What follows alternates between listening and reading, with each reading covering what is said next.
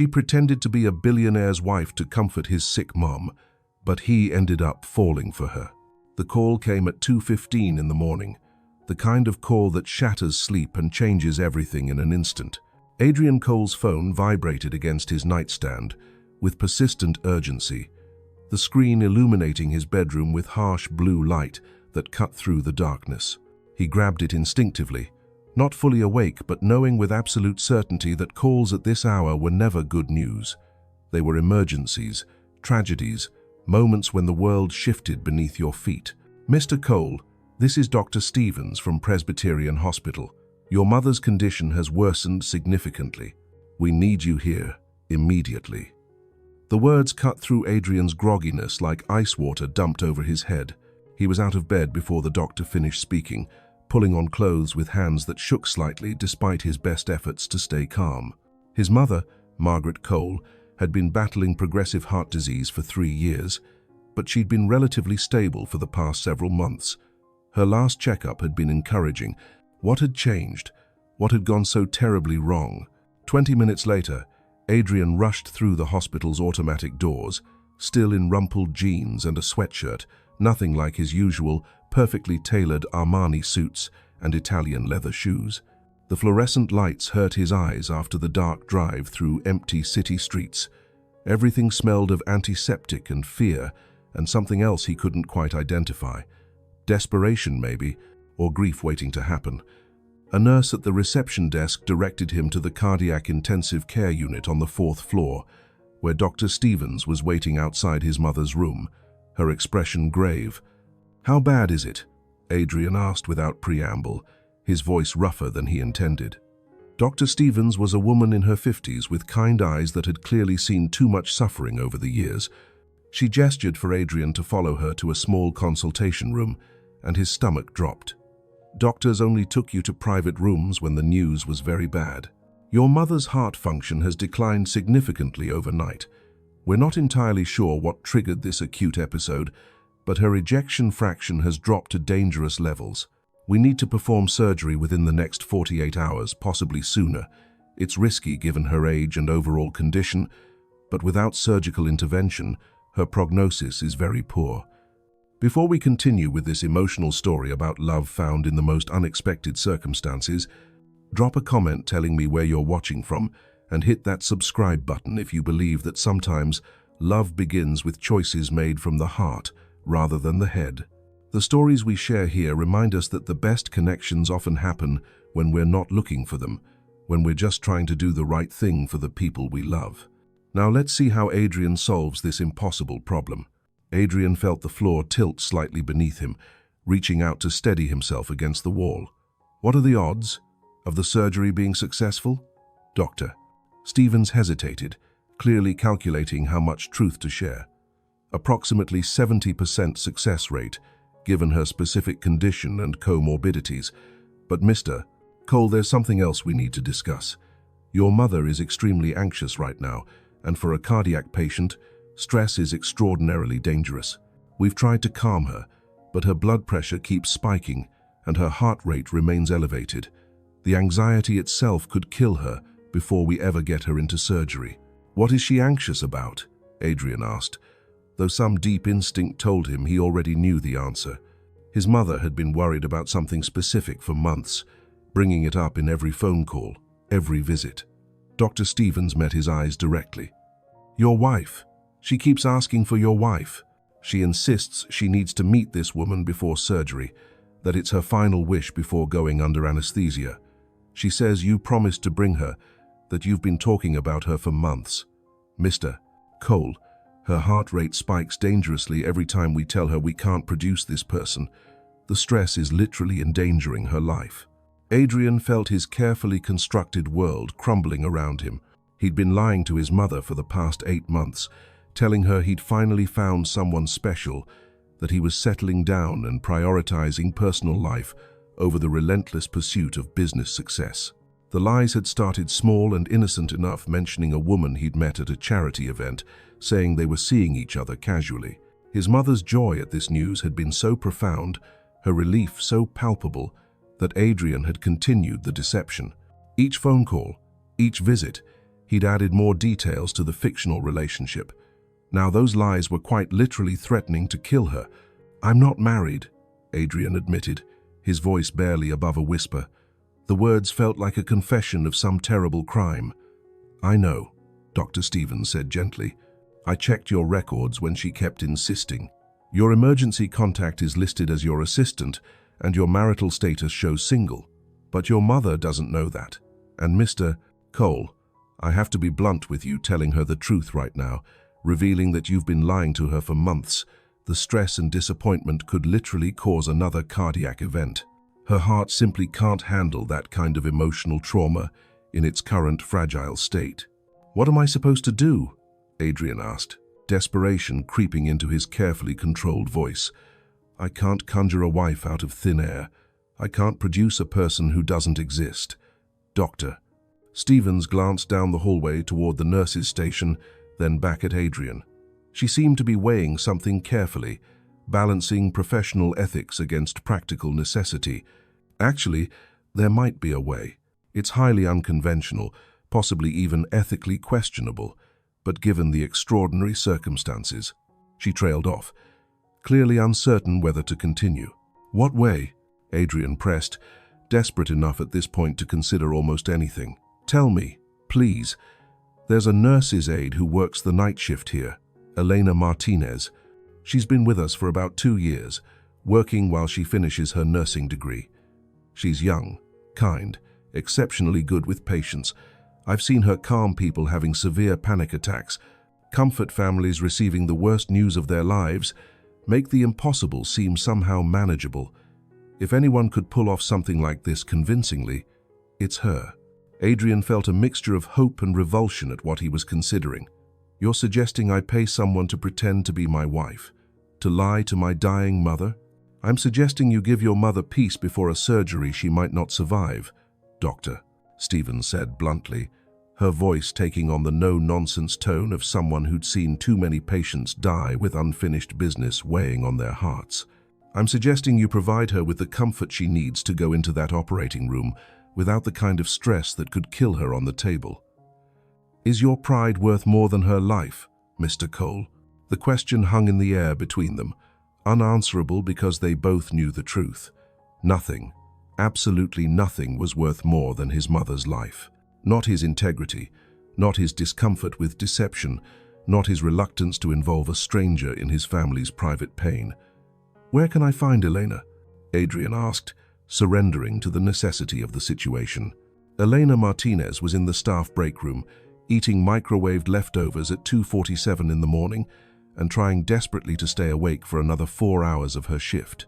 She'd been working at Presbyterian Hospital for 2 years, supplementing her income as a full-time nursing student with these brutal night shifts that paid slightly more than day work but left her perpetually exhausted. She was 27 years old, tired down to her very bones, and dreaming of the day when she'd finally have her RN degree and could work normal human hours instead of these vampire schedules. When Dr. Stevens appeared in the doorway with a tall, exhausted-looking man in expensive jeans and a rumpled designer sweatshirt, Elena assumed they needed help with a difficult patient. She stood immediately, setting down her pathetic dinner of leftover rice and beans. "Elena, this is Adrian Cole. His mother is a patient here in cardiac ICU. He needs to speak with you privately about something unusual." Dr. Stevens stepped aside, allowing Adrian to enter the break room fully. "Can we talk privately?" Elena glanced between them, confused but nodding. She'd learned over 2 years of hospital work not to question doctors when they used that particular tone of voice. "Doctor." Stevens left, closing the door behind her with a soft click that seemed too loud in the sudden silence. Adrian stood awkwardly by the ancient coffee machine, clearly struggling with how to begin what was obviously going to be a very strange conversation. "My mother is having emergency heart surgery in less than 48 hours, he began, his voice tight with barely controlled emotion. "The surgery itself is risky. She's 72, she's had heart problems for years, and her overall health isn't great. But there's a complication beyond the medical issues. She's terrified, and her anxiety is making her condition significantly worse." "Doctor." Stephen says the stress alone could kill her before we even get her into surgery. Elena listened, her natural compassion already engaged, despite not knowing where this was going. I'm very sorry to hear that, Mr. Cole. That must be incredibly difficult for you and your family. There's more, Adrian continued, running his hands through his hair in obvious distress. She's asking to meet my wife before the surgery.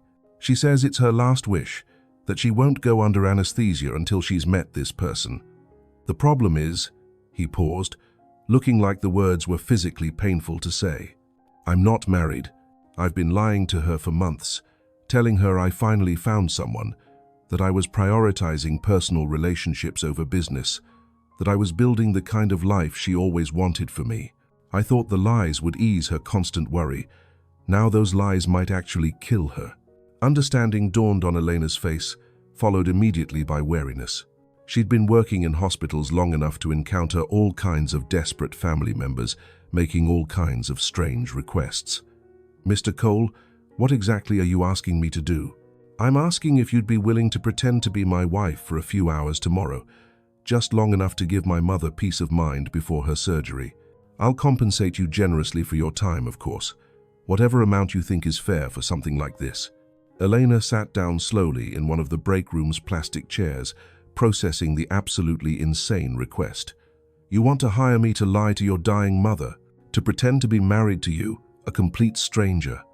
I want to hire you to give her hope, Adrian corrected, sitting across from her with an expression of such raw desperation that Elena felt her heart twist. To let her believe, for just a few hours, that her son hasn't spent his entire adult life alone chasing money and success, that maybe, just maybe, he's actually found love and connection and the kind of happiness she always dreamed he'd have. Is that really such a terrible lie if it gives her peace before surgery that might kill her? Elena thought about her own mother, who she'd lost to aggressive breast cancer 3 years ago. She remembered those final days in hospice, how much it had mattered to her mother's peace of mind to believe Elena would be okay, that she wouldn't be alone in the world, that she had people who cared about her. Sometimes love meant protecting people from truths they couldn't handle, especially when those truths wouldn't change anything except adding to their pain. How much are you offering?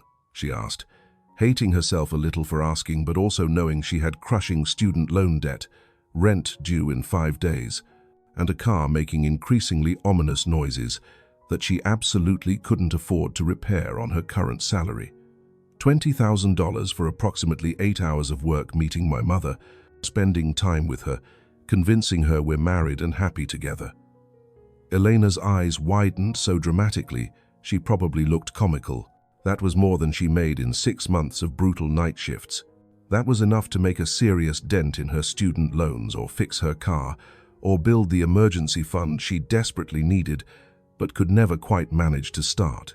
That's completely insane, she said. You don't need to pay me that much for a few hours of pretending. Yes, I do, Adrian said firmly, because what I'm asking is insane and possibly morally questionable. I'm asking you to lie convincingly to a dying woman, to act like you're in love with her son, to provide comfort based entirely on deception. That's worth far more than $20,000, but it's what I can offer you immediately without raising questions with my accountant or having to wait for bank transfers. Elena studied him carefully, really looking at him for the first time. He looked genuinely devastated, dark circles under bloodshot eyes, shoulders slumped with exhaustion and fear, hands that trembled slightly when he wasn't actively controlling them. This wasn't some rich man playing games or manipulating people for entertainment. This was a son trying desperately to save his mother the only way he knew how, using the one resource he had in abundance: money. I'll do it, she said finally, coming to a decision that felt both completely right and completely wrong. But not for $20,000. I'll do it for $5,000. That's fair compensation for my time and the ethical complexity of what you're asking. And Mr. Cole, I'm not doing this primarily for the money. I'm doing it because I understand what it's like to watch your parents suffer and feel completely helpless to fix it, to wish you could do anything at all to ease their pain. Adrian looked like he might argue about the price reduction, but Elena held up her hand firmly. $5,000, Mr. Cole. Take it or leave it. I don't need your charity, and I won't take advantage of your desperation. This is the price. Do we have a deal or not?" "Deal," he said, relief flooding his exhausted features. "And please, call me Adrian. If we're going to pretend to be married, even temporarily, Mr. Cole is far too formal." They spent the next 2 hours in that dingy break room, creating an elaborate backstory for a relationship that didn't exist. How they'd met at a charity fundraiser for children's hospitals 18 months ago, where Elena had been volunteering and Adrian had been one of the major donors. How he'd pursued her despite her initial reluctance to date someone so wealthy and from such a different world. How she'd gradually seen past his money and success to the lonely, driven man underneath who just wanted to be valued for himself rather than his bank account. Their first date, a deliberately simple dinner at a family-owned Italian restaurant in Brooklyn, nothing fancy or pretentious, where they'd talked for hours about everything from childhood dreams to favorite books. Their second date, a walk through Central Park, where they'd gotten caught in unexpected rain and laughed while getting completely soaked. The moment they'd both realized this was serious, about 6 months in, during a quiet dinner at her apartment where he'd helped her cook, and they'd ended up slow dancing to music from her phone in her tiny kitchen. Their engagement quiet and private, just the two of them on a beach in the Hamptons at sunset 3 months ago, with a simple ring because Elena had insisted she didn't need something ostentatious. Wedding plans that were deliberately vague because they'd been waiting for Margaret's health to improve, refusing to plan anything major without her involvement. Details upon details, each one designed to make the story believable, to answer the questions a curious and loving mother would naturally ask. "What does she know about me already?" Elena asked, taking extensive notes on her phone so she wouldn't forget any of the invented history. "That your name is Elena Martinez, that you work in healthcare in some capacity, that you make me laugh, and that you're kind. That's about all I've told her. I kept the lies relatively vague because I didn't have actual details to share without inventing things wholesale. And she's never demanded to meet me before now?" Elena asked. Adrian's face tightened with visible guilt. "She has, many times. I kept making excuses. You were busy with work or school. Scheduling was difficult. We'd definitely visit soon. She needed to focus on her health first. I was buying time, hoping the lie would somehow become irrelevant, or that I'd figure out a better solution. Obviously, that strategy has backfired spectacularly." They continued building their fictional relationship until Elena's shift ended at 7 in the morning. Adrian had briefly left around 5 to go to his penthouse apartment to shower and change into proper clothes, returning just before 7 with not only clean clothes but also with a jeweler he'd apparently called at some ungodly hour of the morning. The jeweler, a patient man named Marcus who clearly had a long-standing relationship with Adrian, produced a selection of engagement rings that made Elena's eyes water just looking at them. "Choose whichever one feels right to you," Adrian said. "Regardless of what happens with my mother or how this whole situation resolves, the ring is yours to keep. Consider it part of your compensation." Elena felt deeply uncomfortable selecting what amounted to tens of thousands of dollars worth of jewelry, but she understood the practical necessity. Margaret would expect to see an engagement ring. She selected the simplest option she could find, a platinum band with a single modest diamond, nothing ostentatious or showy. It was elegant and tasteful without being the kind of ring that screamed billionaire's wife. It felt strange, sliding the ring onto her left hand, this powerful symbol of commitment to a man she'd known for exactly 5 hours. "We should practice," Adrian said after Marcus the jeweler left with his security guard and his case of rejected rings. "Practice what?" Elena asked, though she suspected she knew what he meant. "Being married, being comfortable in each other's space. We need to be natural touching each other, standing close, all those small intimacies that married couples take for granted. My mother is perceptive despite her illness. She'll notice immediately if we're awkward or uncomfortable around each other." He was absolutely right, of course. Elena had seen enough patients with their spouses over the past 2 years to know how couples move together, the unconscious synchronization of bodies familiar with each other's rhythms and boundaries. She stood from her chair in the break room, closing the distance between them. "Take my hand," she instructed, deciding to approach this like any other skill that needed practice. Adrian did as she asked, his palm warm and slightly calloused despite his wealth. She'd expected soft, uncalloused hands on a billionaire CEO, but apparently he did something physical regularly enough to develop calluses. Now pull me closer, like you have every right to my personal space. Like we've stood this close 1,000 times before. He hesitated for just a moment, then gently drew her into his orbit until they were close enough that Elena could smell his cologne, something expensive but understated, woody and warm.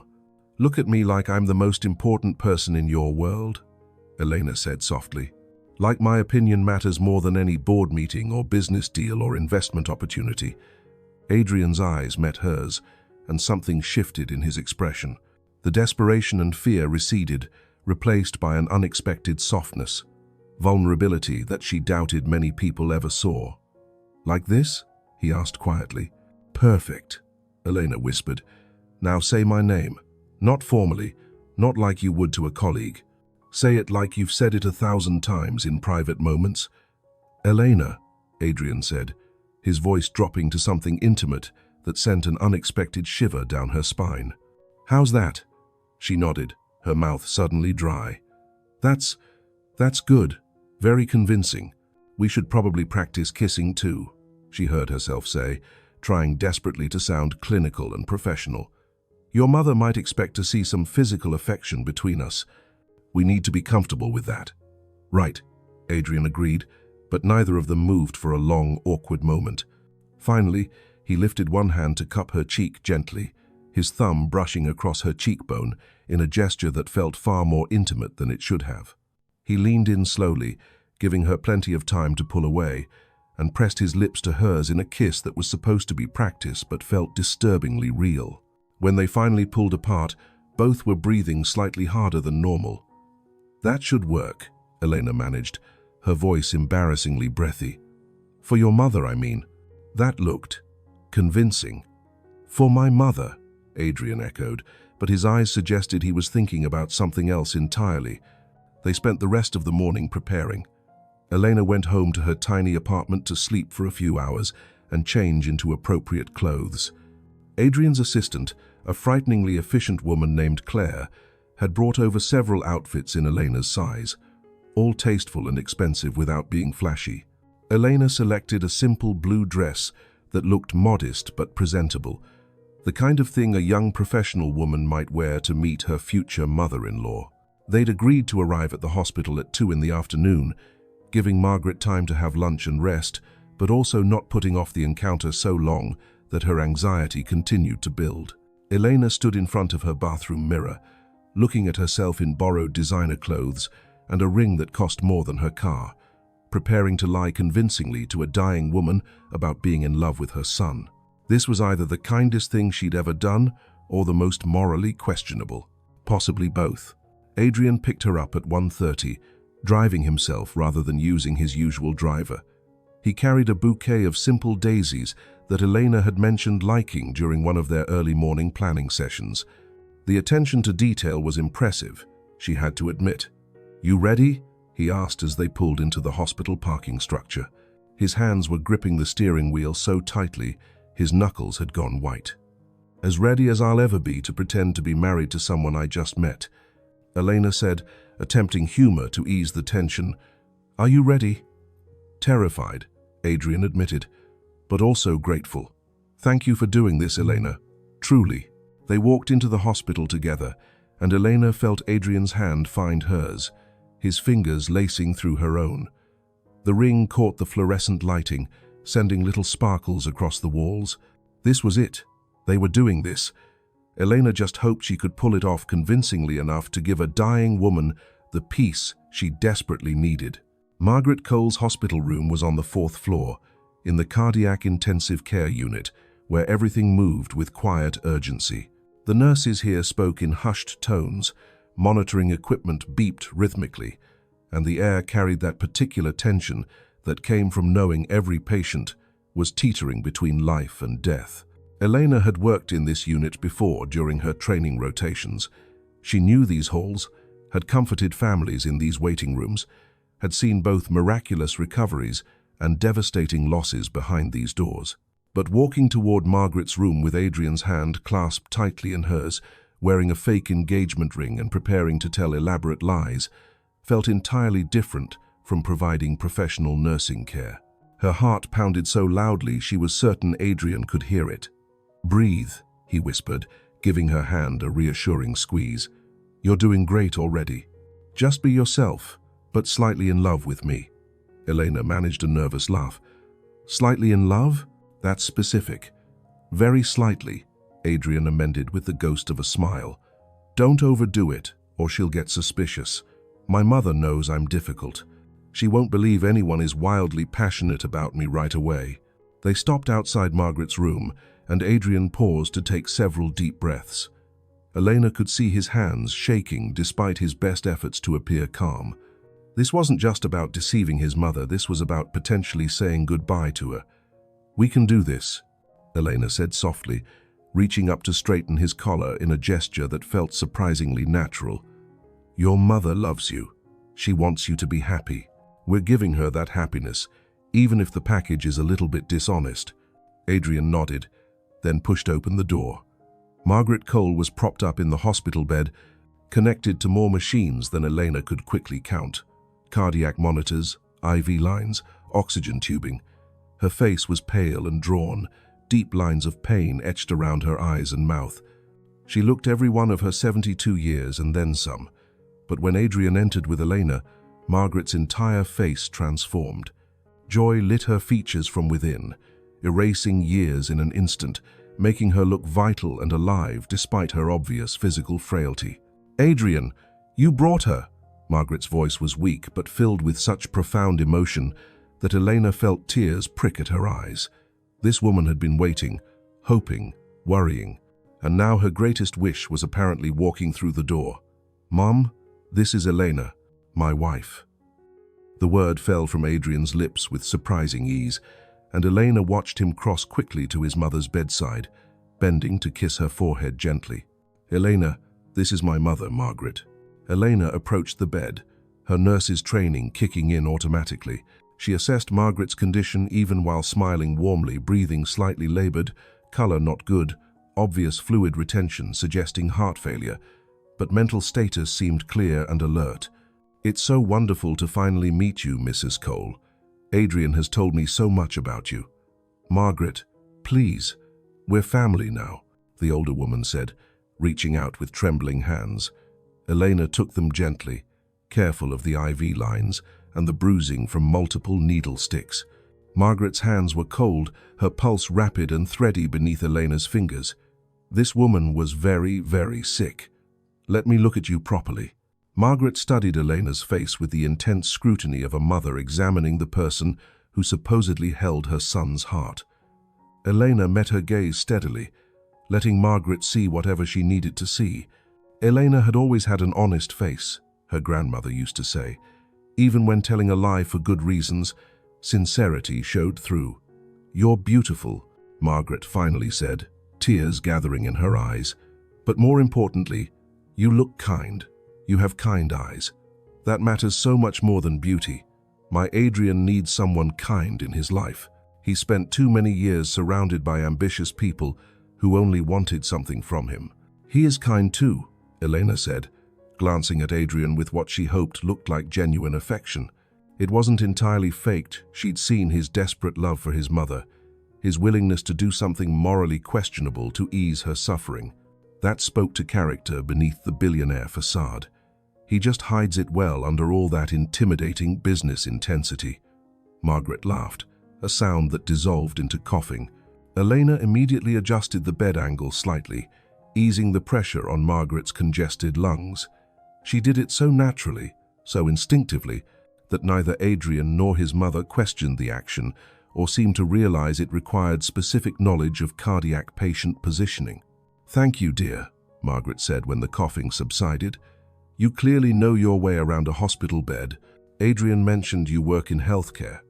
"I'm finishing my nursing degree," Elena explained, settling into the chair beside Margaret's bed while keeping hold of her hand. "I work as a nurse's aide while completing my RN program. So yes, I'm very comfortable in hospitals, though I much prefer visiting them with family rather than working in them. She smiled at Adrian, who had positioned himself on Margaret's other side, one hand resting gently on his mother's shoulder. "Tell me everything," Margaret said eagerly, her monitors showing her heart rate increasing with excitement. Elena monitored it carefully, knowing they needed to keep Margaret calm, but also understanding her desperate need to hear about her son's supposed happiness. "How did you two meet? When did you know it was serious? Why haven't you brought her to meet me before now, Adrian?" The last question carried a note of hurt that made Adrian flinch. For the next hour, Elena and Adrian spun their carefully crafted story. They took turns, building on each other's details, creating a narrative that felt organic rather than rehearsed. Elena described the charity fundraiser where they'd supposedly met, how Adrian had been surrounded by important people but had somehow noticed her across the room. He sent over champagne with a note that said, "You look like you'd rather be anywhere else." "Same here," Elena improvised, and Adrian picked up the thread seamlessly. "She looked so uncomfortable in that fancy setting," Adrian added. Everyone else was networking and posturing, but she was genuinely there to support the cause. She spent the whole evening talking to the actual hospital staff instead of the donors. I found it refreshing. Margaret listened with rapt attention, occasionally asking questions that they navigated with varying degrees of success. Elena noticed that the best lies were the ones closest to truth when Adrian talked about how he'd pursued Elena. Despite her reluctance, there was real emotion in his voice, perhaps remembering actual relationships that hadn't worked out, or simply channeling his current desperate situation into the fictional narrative. "Our first date was at this tiny Italian place in Brooklyn," Elena continued, describing a restaurant she'd actually eaten at frequently when she could afford it. "Nothing fancy, just good food and real conversation. I think Adrian was testing whether I was interested in him or his money." "Were you?" Margaret asked with a knowing smile. "Interested in him, I mean?" "Eventually," Elena said, looking at Adrian with what she hoped was convincing affection mixed with exasperation. "He's stubborn and works too much, and can be infuriatingly logical about things that require emotion. But underneath all that, he's thoughtful and surprisingly funny. He remembers small details. He actually listens when I talk about my day, even when it's boring hospital stuff. And he makes me feel like I matter for who I am, not for what I can do for him." The words were supposed to be part of the act, but Elena realized with surprise that she was describing qualities Adrian had actually demonstrated during their brief acquaintance. He had listened carefully when she talked during their planning session. He had noticed that she liked daisies and remembered. He had looked at her like she was solving an impossible problem rather than creating a new one. "When did you get engaged?" Margaret asked, her voice growing tired but her eyes still bright with joy. 3 months ago, Adrian said, reaching across his mother to take Elena's hand. The gesture looked natural, practiced, like they did this all the time. Very quiet, very private, just the two of us on a beach at sunset. I didn't want a big production. I just wanted to ask Elena to spend her life with me without all the noise and pressure of public expectations. "And you said yes immediately?" Margaret asked Elena. "Actually, I made him wait 3 days," Elena said with a slight smile. This part of the story they'd specifically planned, knowing that immediate acceptance would seem unrealistic given the supposed relationship dynamics. "I wanted to make sure we were making the right decision for the right reasons. Marriage is serious. I needed to know Adrian was ready for what that meant." "Smart woman," Margaret approved. "Too many people rush into marriage without thinking it through. What made you finally say yes?" Elena looked at Adrian, and for a moment, the lie caught in her throat. What would make someone say yes to marrying a man like this? What would overcome all the practical obstacles and differences in their worlds? Because I realized that all the reasons I was hesitating are different backgrounds. The money, the public attention, none of those things mattered as much as how he made me feel. Safe, valued, like I could be completely myself without pretending to be someone different. That's worth more than all the logical reasons to say no. Margaret's eyes filled with tears. "That's exactly right. That's exactly what marriage should be. Adrian, you found someone who understands that. Someone who sees you, not your bank account or your company. She held both their hands, pulling them together across her bed. Promise me something. Promise me you'll take care of each other. Marriage isn't easy. There will be hard times, money problems, health scares, moments when you're angry or hurt or feeling distant from each other. But if you remember to be kind, to choose each other every single day, you'll be okay. Elena felt genuine tears slide down her cheeks. This wasn't about the lie anymore. This was a dying woman trying to ensure her son wouldn't be alone, trying to pass along wisdom earned through her own life experiences. I promise, Elena said, meaning it in some way she couldn't fully articulate. I'll take care of him, and I'll take care of her, Adrian added, his voice rough with emotion. His thumb stroked across the back of Elena's hand, and she wondered if he realized he was doing it. They stayed with Margaret for another hour, the conversation shifting to lighter topics. Elena helped Margaret eat lunch when the hospital meal arrived, patiently feeding her soup when Margaret's hands shook too much to manage the spoon reliably. She told stories about Adrian's supposed quirks, how he always lost his keys, how he was secretly terrified of horror movies, how he sang in the shower when he thought no one could hear. Margaret laughed at each story, her joy so profound that the cardiac monitors showed her vital signs actually improving. Adrian watched Elena with an expression that seemed more complex than their situation warranted. She was a natural at this, he realized. Not just the lying, though she was surprisingly good at that, but the genuine care she showed his mother. The way she held Margaret's hand, adjusted her position for comfort, monitored her energy levels, and suggested rest when she saw Margaret tiring. This wasn't just good acting. This was Elena being herself a caregiver who genuinely wanted to ease suffering. You're good for him, Margaret said to Elena during a moment when Adrian had stepped out to speak with Dr. Stevens.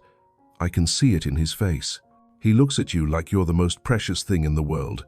I've never seen that expression on my son's face before. Thank you for loving him. Elena felt her heart twist painfully. He makes it easy to love him, she said, and was surprised to realize the words didn't feel entirely like a lie. When Adrian returned, Dr. Stevens accompanied him. Margaret, we need to start your pre-surgery prep soon. Your surgery is scheduled for tomorrow morning at 6. We need you well rested and as calm as possible. Margaret nodded, then held out her hands to both Adrian and Elena. Thank you both for coming, for letting me meet you before surgery, Elena. I feel so much better now. So much more at peace knowing Adrian has you, that he won't be alone if... She couldn't finish the sentence, but everyone in the room understood. If something went wrong during surgery, if she didn't make it through, you're going to survive this surgery, Elena said firmly, channeling every bit of nursing confidence she possessed. And when you do, we'll bring you to visit us. You can help plan the wedding and fuss over flower choices and do all the things mothers-in-law are supposed to do. I'd like that very much, Margaret whispered. I'd like that more than anything. After they left the room, Adrian led Elena to a quiet corner of the hospital, away from the intensive care unit. His shoulders were shaking, and Elena realized with shock that this composed billionaire was crying deep, gulping sobs of relief and grief and fear, all mixed together. Without thinking, she pulled him into a hug, letting him bury his face against her shoulder. Thank you, he whispered against her hair. Thank you for giving her that, for making her smile. I haven't seen her look that happy in months. You gave her peace before the most terrifying moment of her life. She loves you so much, Elena said, stroking his back in a gesture of comfort. Everything she said, everything she did, was about wanting you to be happy and cared for. That's pure love, Adrian. She's going into surgery tomorrow believing you have someone, that you won't be alone. That's a gift. A gift built on lies, Adrian said bitterly, pulling back to wipe at his eyes. I'm lying to my dying mother. What kind of son does that? The kind who loves her enough to ease her suffering however he can, Elena said firmly. Adrian, sometimes love means protecting people from truths they can't handle. Your mother's heart literally cannot withstand the stress of knowing you've been lying to her and are actually alone. So you're protecting her. That's not cruel. That's compassionate. They sat together in the waiting area, exhausted from the emotional intensity of the past few hours. "What happens after surgery?" Elena asked. "If she survives when she survives, she'll expect to see me, to spend time with us. How long do we keep this up?" Adrian ran his hands through his hair, looking more disheveled and human than Elena had ever seen him. "I don't know. I haven't thought that far ahead. I just wanted to get her through surgery without the stress killing her. We'll figure out the rest later. We could stage a breakup," Elena suggested. "A few weeks after she recovers. Something gentle that wouldn't stress her too much. We tried to make it work but realized we were better as friends. Something like that." "Maybe," Adrian said, though he didn't sound convinced. They sat in silence for a while, both processing what had just happened. Elena kept replaying moments from the visit, Margaret's joy at meeting her, the wisdom about marriage, the way Adrian had looked at her when she was telling stories. It had felt real in moments, disturbingly real for something that was supposed to be entirely fake. "I should get you home," Adrian finally said, standing and offering Elena his hand. "You must be exhausted. You worked all night and then dealt with this emotional marathon." "I'm okay," Elena said, though in truth she was bone-tired. "Are you going to stay here?" "Until surgery tomorrow," Adrian confirmed. "I can't leave her alone overnight. Not before this." Elena nodded, understanding completely. If it were her mother, she'd do the same. "Text me when she's out of surgery. Let me know how it went." "You want updates?" Adrian seemed surprised. "Of course I want updates," Elena said. "Adrian, I just spent an hour holding your mother's hand and promising to take care of her son. Fake or not, I care what happens to her now. She's a lovely woman who deserves to survive this." Something shifted in Adrian's expression. "You're remarkable, you know that? You could have done the minimum, shown up, played the part, collected your money, but you actually cared. You engaged with her genuinely. You made her feel loved and valued. That wasn't in our agreement." "Some things shouldn't require an agreement," Elena said softly. "She's a scared woman facing mortality. I'm a nurse. Caring for scared people is what I do. The money is just a bonus to help with my student loans." Adrian looked at her for a long moment, then did something that surprised them both.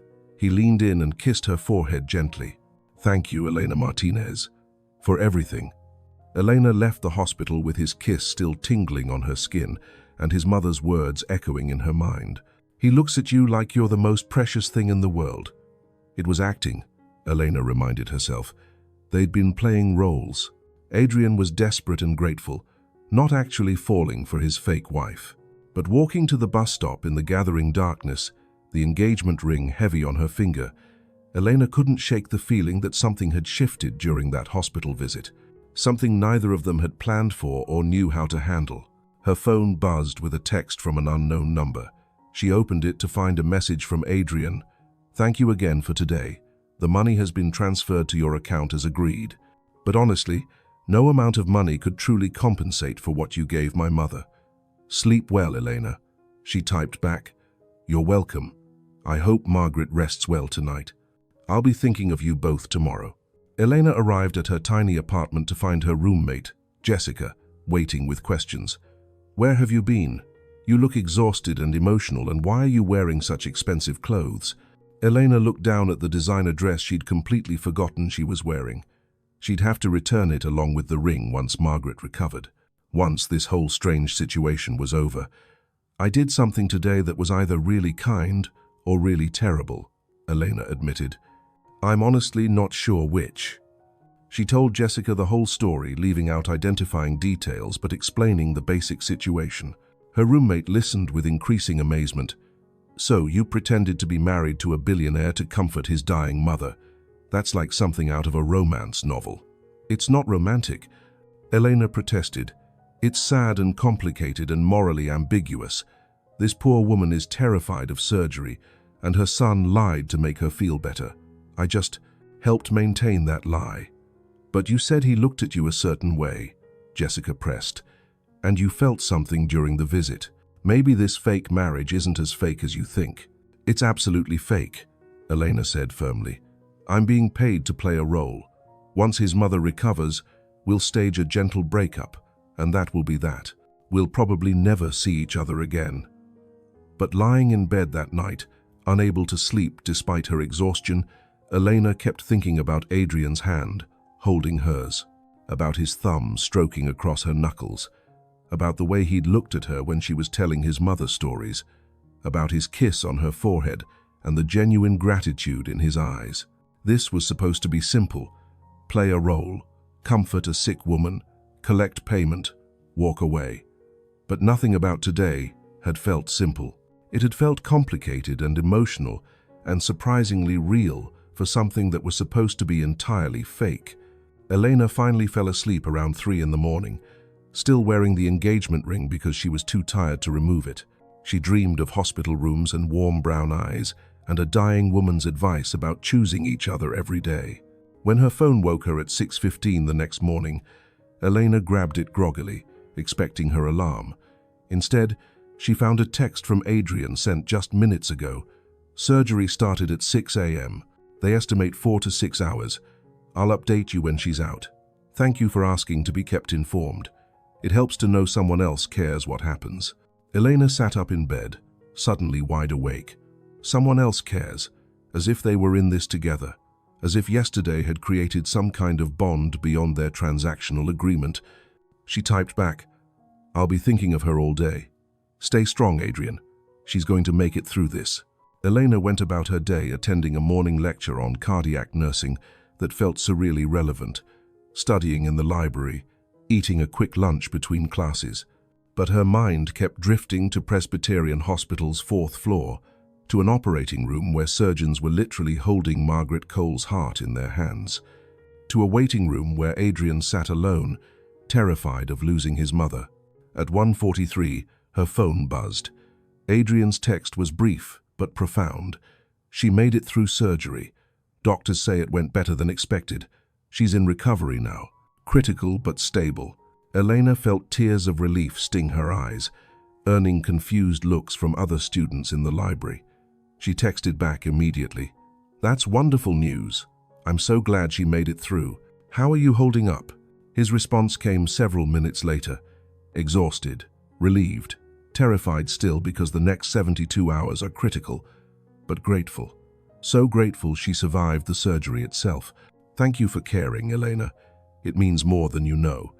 They texted sporadically throughout the afternoon as Margaret remained stable in recovery. Adrian sent updates every hour or so, and Elena responded with encouragement and medical knowledge that probably revealed more about her nursing background than she realized. Heart rate stabilizing, breathing on her own now, off the ventilator. Blood pressure improving, doctors pleased with response to surgery. She woke up briefly, asked if Elena was still here. "I told her you'd visit tomorrow. Hope that's okay." That last text made Elena pause. She'd assumed her role was done one visit to provide pre-surgery comfort, then gracefully exit the situation. But apparently, Margaret still expected to see her fake daughter-in-law, still believed in the relationship that had given her peace before surgery. "Of course I'll visit," Elena texted back. "What time works? Come whenever you can. Visiting hours are 10 a.m. to 8 p.m. in cardiac ICU. I'll be here all day." So the next afternoon, Elena returned to Presbyterian Hospital, once again wearing borrowed designer clothes and the engagement ring that felt heavier each time she put it on. This time, walking toward Margaret's room felt different, less like playing a role and more like visiting someone she actually cared about, which was dangerous, Elena knew. She couldn't afford to become emotionally invested in this family's drama. This was temporary, a kindness for a dying woman, not the beginning of something real. But when she walked into Margaret's room and saw Adrian's face light up with genuine relief and happiness at her arrival, Elena felt something in her chest tighten in a way that had nothing to do with the fake engagement and everything to do with very real, very complicated emotions she absolutely should not be developing. "You came," Adrian said, standing to greet her. He looked exhausted, dark circles under his eyes, clothes rumpled, hair disheveled, but his smile was real and warm and directed entirely at Elena. "I said I would," Elena replied, and then, because it felt natural, she hugged him. Adrian's arms came around her immediately, holding her close for several seconds longer than strictly necessary. When they pulled apart, both seemed slightly flustered. "Mom's sleeping," Adrian said quietly, gesturing to where Margaret lay unconscious, her chest rising and falling with steady, even breaths. "But the doctors say she can hear us." They encouraged talking to her, providing familiar voices and comfort. "Then let's sit with her," Elena said, moving to Margaret's bedside and taking the older woman's hand gently. "Tell me stories about her. Help me get to know my mother-in-law." The words were supposed to be part of the act, but as Adrian began sharing memories of his childhood and his mother's strength and love, Elena realized with growing concern that none of this felt like acting anymore. It felt like the beginning of something real, something complicated, something that scared her more than she wanted to admit. Over the next 2 weeks, Elena visited Margaret in the hospital every other day. What had started as a one-time favor to ease a dying woman's anxiety had somehow transformed into a routine. Margaret was recovering better than anyone had expected, her vital signs steadily improving, her strength gradually returning. And with each visit, the charade became both easier and more complicated. Easier because Elena and Adrian had fallen into natural rhythms with each other, the way they stood together, how Adrian's hand would find the small of her back, how Elena would lean into him slightly when they talked to Margaret. These gestures that had required conscious effort at first now happened automatically, their bodies learning the choreography of a relationship that didn't exist. More complicated because those automatic gestures were starting to feel less like acting and more like genuine affection. Elena caught herself thinking about Adrian between visits, wondering how he was managing, worrying about his stress levels and whether he was eating properly. She'd text him reminders to sleep, and he'd respond with photos of terrible hospital cafeteria food and jokes about how Elena's nursing instincts were showing. They'd started having conversations that had nothing to do with Margaret or the pretense discussing books they'd read, arguing playfully about movies, sharing stories from their respective childhoods. If you've ever found yourself developing real feelings in a fake situation, if you've ever wondered whether something that starts as pretend can become genuine, share your thoughts in the comments below. Because Elena was discovering that the heart doesn't always respect the boundaries we try to set for it. "You look different," Margaret observed during one visit, her recovery progressing so well that she was now sitting up in bed, color returning to her face. "Both of you, more comfortable with each other, like you've settled into marriage rather than still trying to figure it out." Elena and Adrian exchanged glances. They'd been married for exactly 15 days in Margaret's reality, though in actual fact, they'd known each other for just over 2 weeks. "I think we're just relaxing more," Adrian said smoothly. "The stress of your surgery had us both wound pretty tight. Now that you're recovering so well, we can breathe easier." "That's part of it," Margaret agreed. "But there's something else. You two have that look. The one married couples get when they've stopped thinking about being together and just exist together naturally, when they reach for each other without realizing they're doing it." She smiled, knowingly. "It usually takes months or even years to develop that kind of unconscious connection. You two found it fast." Elena felt heat creep up her neck. Margaret was perceptive, even post-surgery. She was noticing things that Elena herself had been trying not to acknowledge, the way she and Adrian gravitated toward each other, the casual physical contact that had become normal, the inside jokes and shared glances. "Adrian's easy to be with," Elena said, which was true even if everything else about their situation was fabricated. "He makes me feel comfortable being myself. That's the foundation of a good marriage," Margaret said. "Not passion or romance, though those matter too, but comfort, safety, being able to exist as your authentic self without fear of judgment or rejection." She reached out to take both their hands. "I'm so grateful I got to meet you, Elena. So grateful I'll be here to see you two build your life together." Guilt twisted in Elena's stomach. Margaret was recovering beautifully, exceeding all medical expectations, which meant soon she'd be discharged from the hospital, returned to her normal life. And at that point, the fiction Elena and Adrian had created would become impossible to maintain. They'd have to stage a breakup or come clean about the deception. Either option would hurt Margaret, and Elena found herself dreading that inevitable conversation more with each passing day. After the visit, Adrian walked Elena to the hospital parking garage where her sadly unreliable car was parked. They'd fallen into the habit of these walks, using the time to debrief about the visit and coordinate their stories. But lately, the conversations had drifted to more personal territory. "Your car is making a weird noise," Adrian observed as they approached it. "That clicking sound when you turn it on." "I know," Elena sighed. "It's been doing that for weeks. I'm saving up to take it to a mechanic, but between student loans and rent, car repairs keep getting pushed to the bottom of the priority list." "Let me pay for it," Adrian offered immediately. "You're doing me this enormous favor with my mother. The least I can do is make sure your transportation is reliable." "Adrian, no. You already paid me for the hospital visit. I'm not taking more money from you." They'd had variations of this argument multiple times. Adrian kept trying to give Elena things: money, gifts, payment for her continued visits, and Elena kept refusing. She'd accepted the original $5,000 because it had been part of their agreement, but everything beyond that felt wrong somehow, like she was being compensated for feelings that were becoming increasingly real. "Then let me have my mechanic look at it," Adrian persisted. "No charge, just peace of mind, knowing you're not going to break down on some dark highway." "Why do you care if my car breaks down?" Elena asked, then immediately regretted the question. She didn't want to hear him say it was just about maintaining their arrangement or keeping her available for visits with Margaret. Adrian was quiet for a moment, then said softly, "Because I care about you.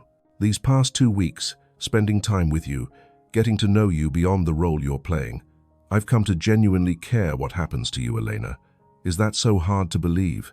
Elena's heart stuttered. "Adrian, we need to be careful. This arrangement we have, it's temporary.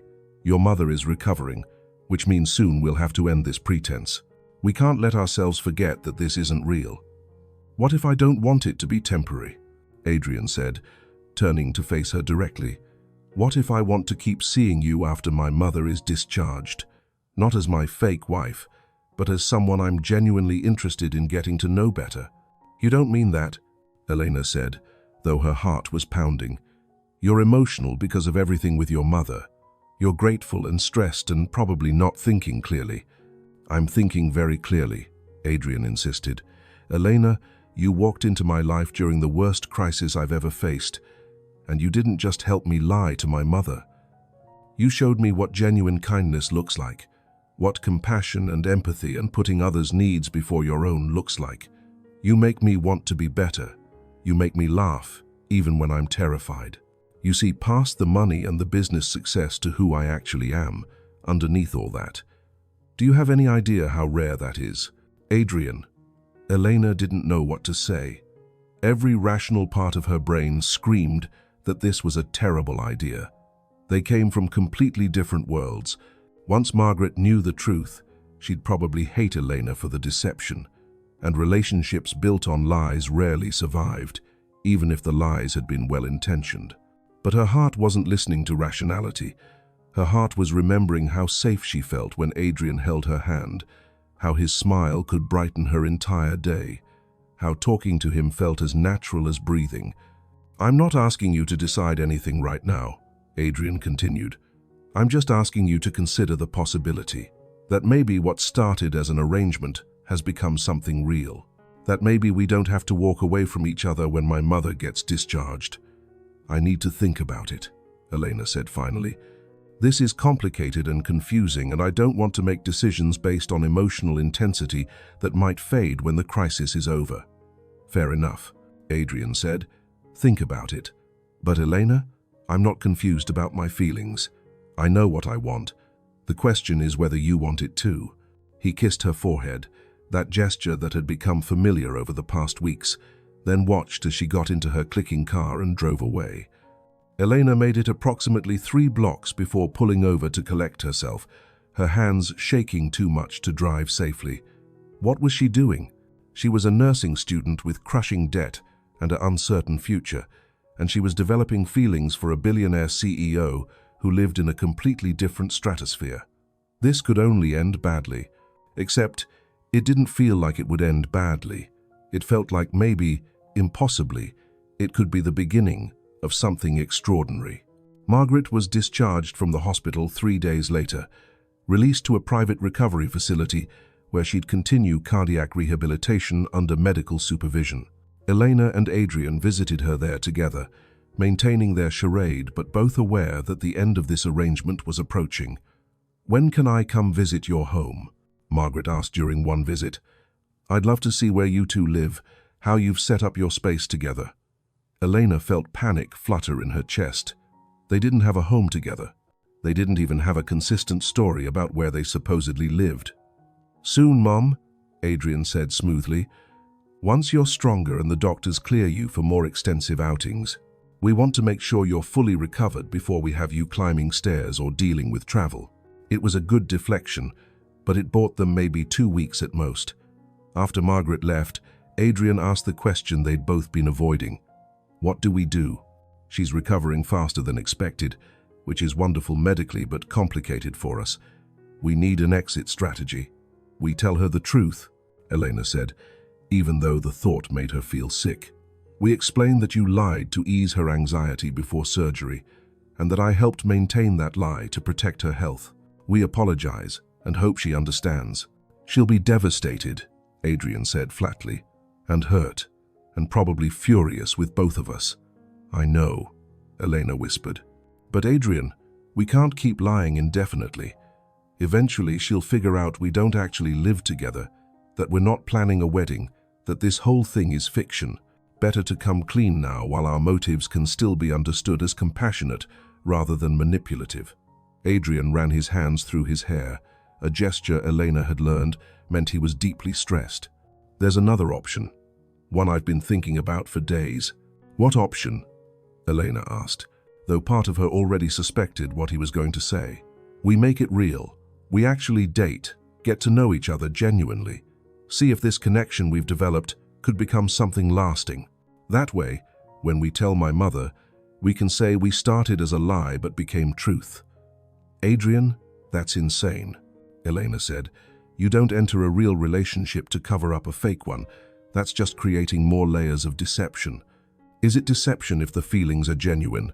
Adrian challenged. "Elena, I'm falling for you. These past 3 weeks, getting to know you, watching how you care for my mother, seeing your kindness and intelligence and humor, I don't want this to end. I want to actually date you, take you to dinner not as a role we're playing, but as two people exploring something real.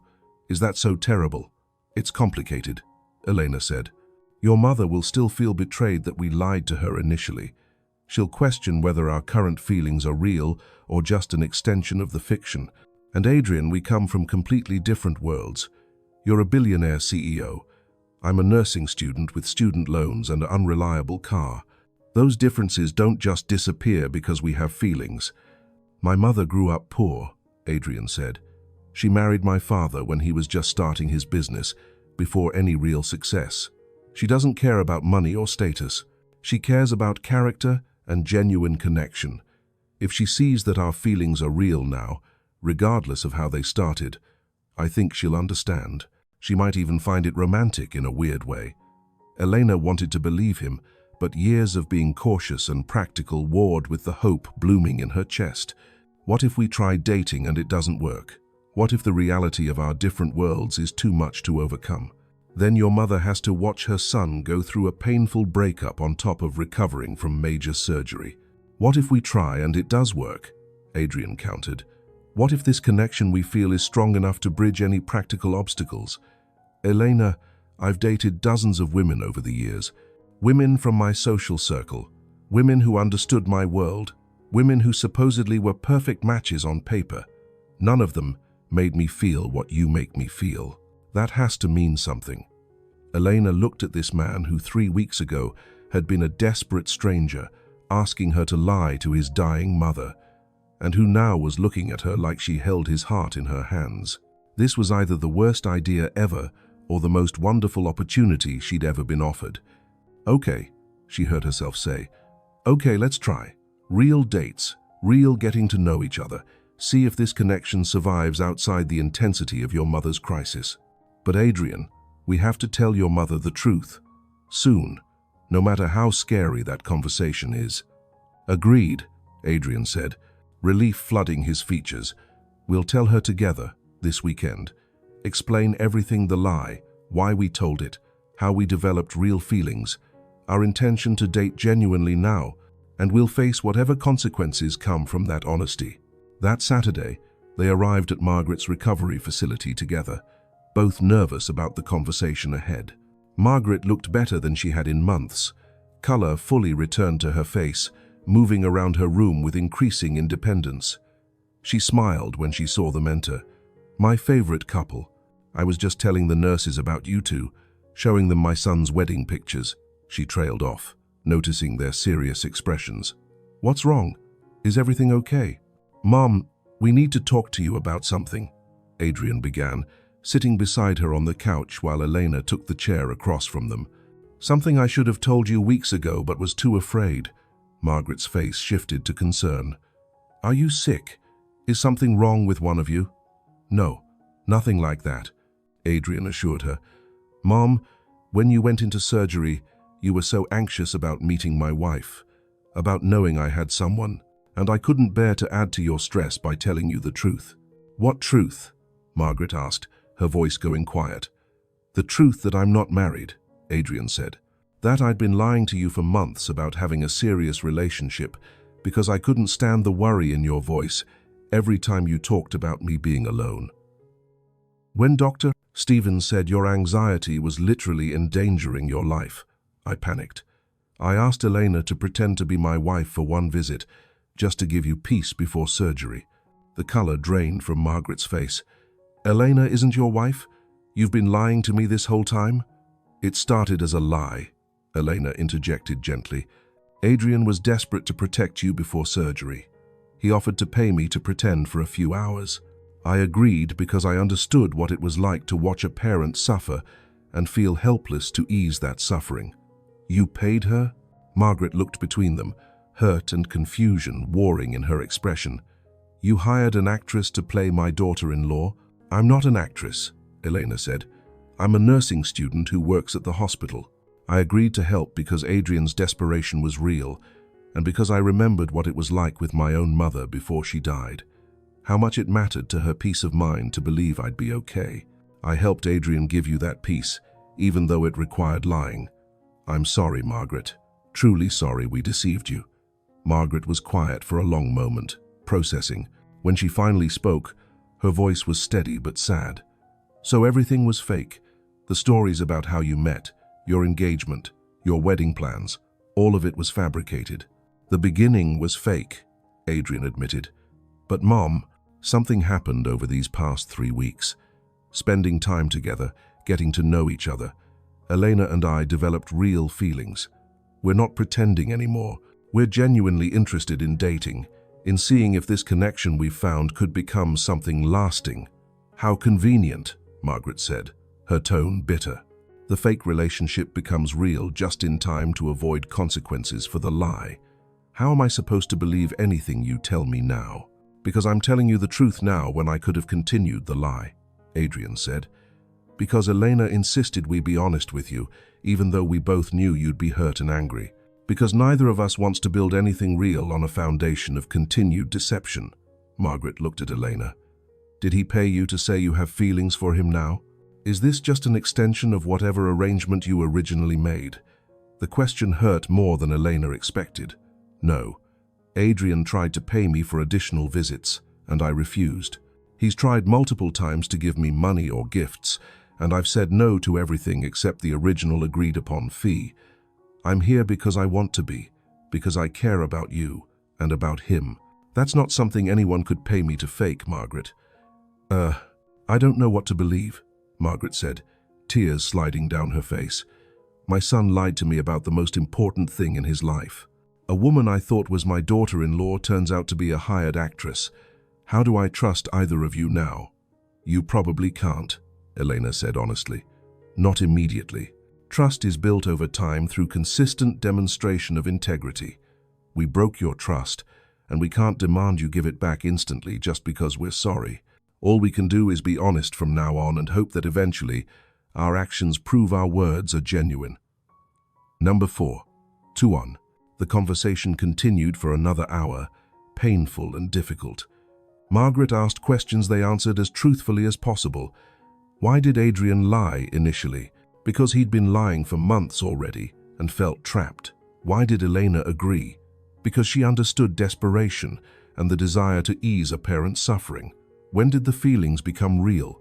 Gradually, over the course of visits, as they stopped performing and started genuinely connecting. By the end, Margaret was exhausted and asked them to leave. I need time to process this, to figure out how I feel about everything. I'm not saying I'll never forgive you, but I'm also not ready to pretend everything is fine just because you're sorry. That's fair, Adrian said, kissing his mother's forehead. Take all the time you need. I love you, Mom. That was never a lie. I love you too, Margaret said, which is why this hurts so much, because you didn't trust me with the truth. Elena and Adrian left the facility in heavy silence. The conversation had gone about as well as could be expected, which was to say it had been painful, and there were no guarantees Margaret would forgive them. In the parking lot, Adrian turned to Elena. Thank you for being honest with her, for not letting me sugarcoat or minimize what we did. She deserved the truth, Elena said, even if it hurt her. Especially because it hurt her. The lie hurt her too, but at least now the hurt comes with honesty. Now, do you still want to try? Adrian asked. To date genuinely, or did that conversation change things for you? Elena thought about it carefully. Everything rational said she should walk away, that this situation was too complicated and messy, but her heart insisted otherwise. I still want to try, she said. But Adrian, we need to take this slowly.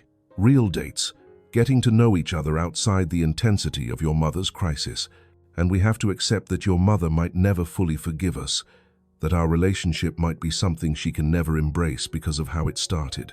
I can accept that, Adrian said, as long as I get the chance to show you that what I feel is real, that you're not just someone I'm grateful to, but someone I'm genuinely falling for. Their first real date was the following weekend, a simple dinner at that family-owned Italian restaurant Elena had mentioned during their fictional backstory creation. It felt surreal to be there actually dating rather than just pretending.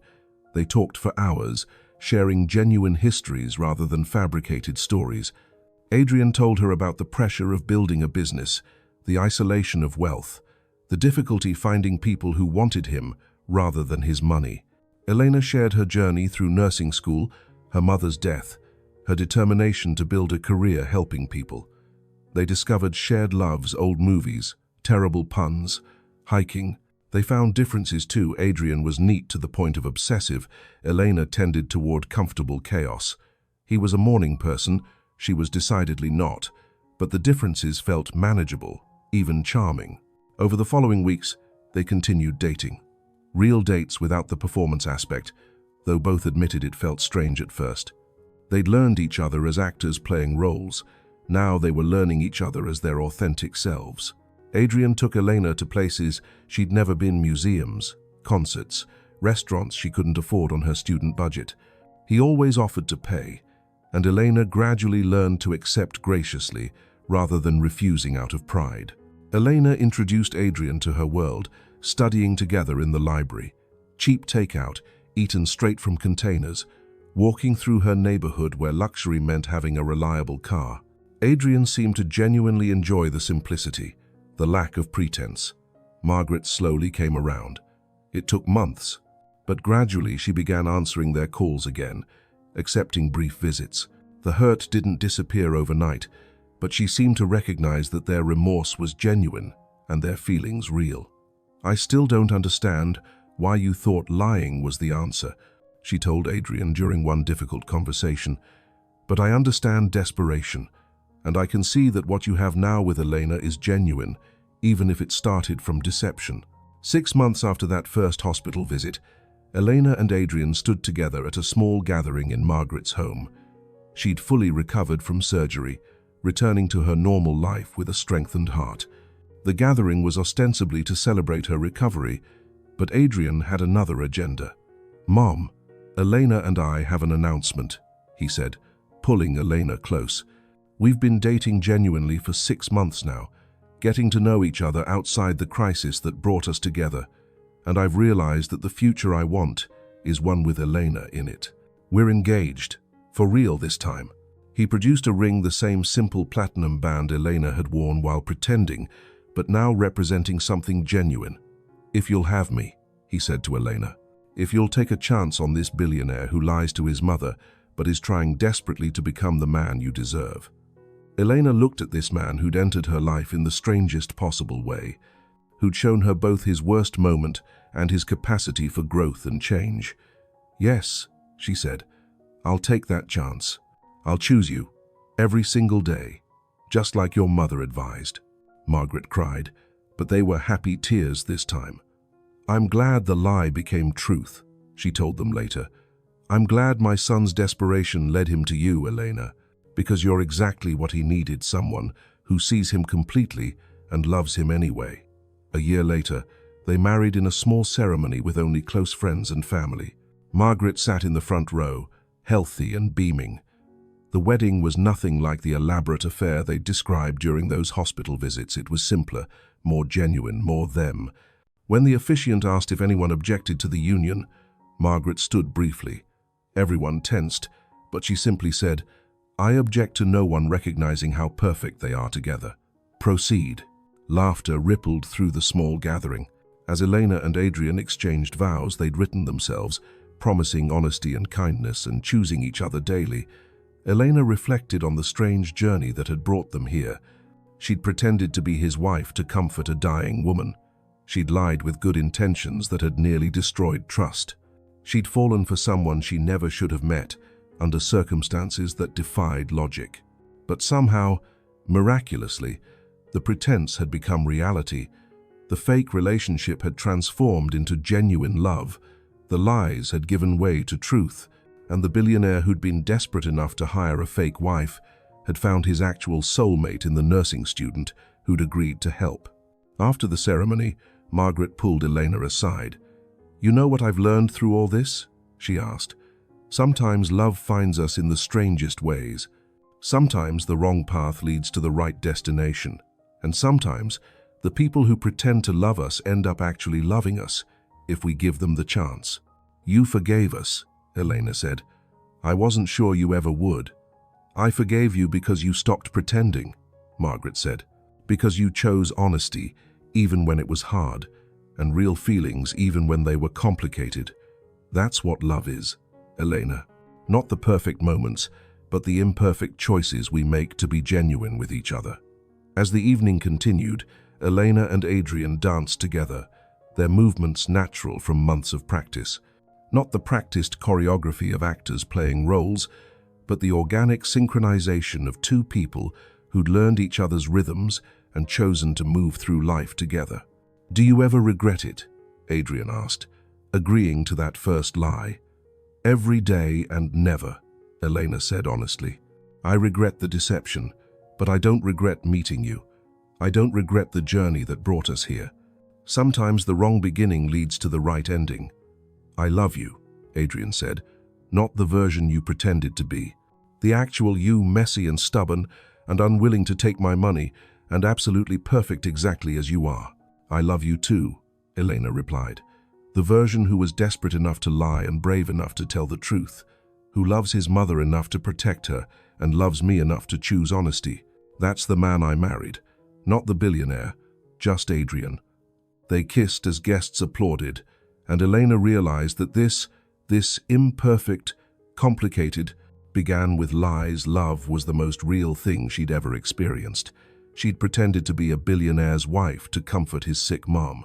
But somewhere along the way, pretending had become reality, and now she was genuinely, actually, beautifully his wife. Not because he'd hired her or paid her or convinced her to continue a lie, but because they'd chosen each other, honestly and completely, and built something real from the ashes of deception. Sometimes, Elena thought as she danced with her husband at their wedding, sometimes the best love stories start with the worst beginnings. And sometimes the person you pretend to love becomes the person you actually love, if you're brave enough to stop pretending and start being real. That was their story. Not perfect, but genuine.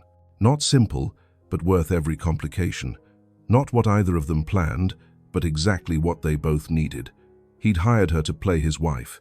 She'd fallen for him anyway, and together they'd turned a beautiful lie into an even more beautiful truth.